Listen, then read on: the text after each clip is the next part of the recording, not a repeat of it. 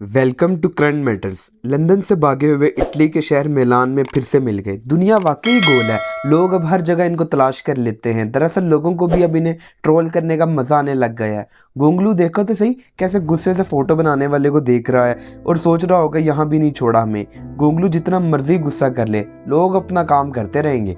बाबूजी प्रॉक्सी सियासत चाहे बहुत अच्छी करते हो, मगर यहाँ लोगों के रवैये के सामने बेबस हो जाते हैं। भाई, जिनका माला आपने सारी जिंदगी खाया वो तो अब आपको कब्र तक तलाश करेंगे। इटली का शहर मिलान तो फिर इस दुनिया के कोने में है। दुनिया में हर किसी को माफ़ी मिल जाएगी, मगर खयानत करने वाले को माफ़ी नहीं मिलेगी। दूसरों के माल खाने वाले को हिसाब देना ही पड़ेगा, और इस दुनिया में ही हिसाब देना पड़ेगा, वरना इंजाम से तो सारी दुनिया ही वाकिफ होती है। वाह बाबूजी, आप जैसा अजीम लीडर वाकई पाकिस्तान की तारीख में पैदा नहीं हुआ। बाबूजी अब लंदन से आगे दुनिया के सफ़र पर निकल गए हैं, ये देखने के दुनिया के अजीम ममालिक किस तरह ज़िंदगी गुजारते हैं और दुनिया में अजीम ममालिक कैसे स्ट्रगल करते हैं। शायद मियाँ साहब आपका प्लान यही हो आइंदा आने वाले सालों में कि पाकिस्तान को भी एक अजीम मुल्क बनाना है। कई पटवारी तो इतने खुशगुमान हैं कि वो मियाँ साहब को चीख वीरा से मिला देते हैं। वैसे हम भी कितने सादा लोग हैं कि एक भगोड़े को दुनिया के अजीम लोगों से मिला देते हैं।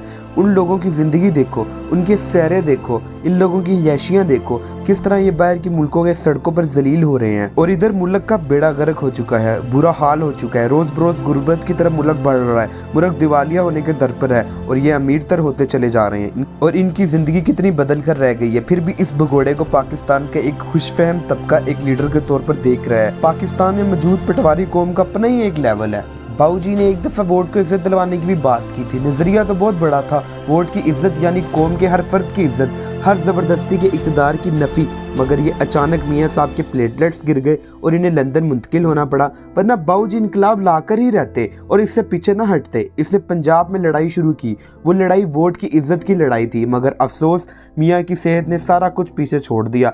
एक या दो मरतबा की बात नहीं है। जमहूरियत को बचाने की जब भी बात आई है तो मियाँ साहब ने दो में से एक ऑप्शन को ही चुना है, अपनी जान बचाओ और लंदन भाग जाओ। और जब यही बात पटवारियों से पूछा जाए तो कहते हैं कि जान बचाना फ़र्ज़ है। जब इस कौम में पटवारी से पूछें कि आपके लीडर ने सारा सरमाया मुल्क से बाहर रखा हुआ है, तो आगे से कहते हैं कि बहुत अच्छा किया, यहाँ उनका ये सब कुछ महफूज नहीं है। वैसे एक और बात भी है, लंदन में बगैर काम किए तो ज़िंदगी गुजारना बहुत मुश्किल है। लंदन में अपने फ्लैट्स के बाहर लिफाफा सहाफ़ियों को पालना और अपनी सिक्योरिटी के लिए गुंडे पालना, इतने खर्चे कैसे अफोर्ड कर लेते होंगे मियाँ साहब। और किसी न किसी बहाने गरीब आवाम को भी लूटना है इन्होंने। पाकिस्तान में इन नवाब साहिबों के नौकर चाकर, खाना शाना बिल्कुल फ्री, जहाज़ों में सफ़र फ्री, सड़कों पर प्रोटोकॉल फ्री, ये सब कौमी ख़जाने से पे किया जाता था।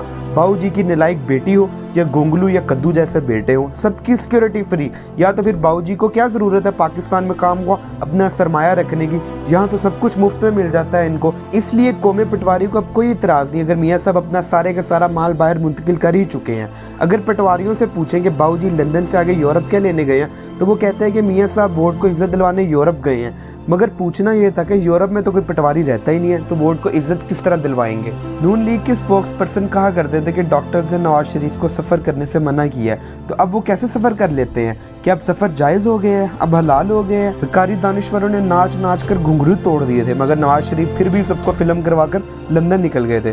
कुछ लोग कह रहे थे कि मियाँ साहब सैर के लिए नहीं गए, शायद तस्नीम हैदर की FIR ने उन्हें UK से भागने पर मजबूर कर दिया। ये शेर तो फिर गिदड़ से भी डरपोक निकला। एक पुलिस रिपोर्ट से भागकर लंदन से UK पहुंच गया। हाँ, भागना भी था क्योंकि वो पाकिस्तान नहीं था, यहाँ उनके प्रोटोकॉल नहीं बर्दाश्त किए जाने थे और उन्हें NRO भी नहीं दिया जा सकता था।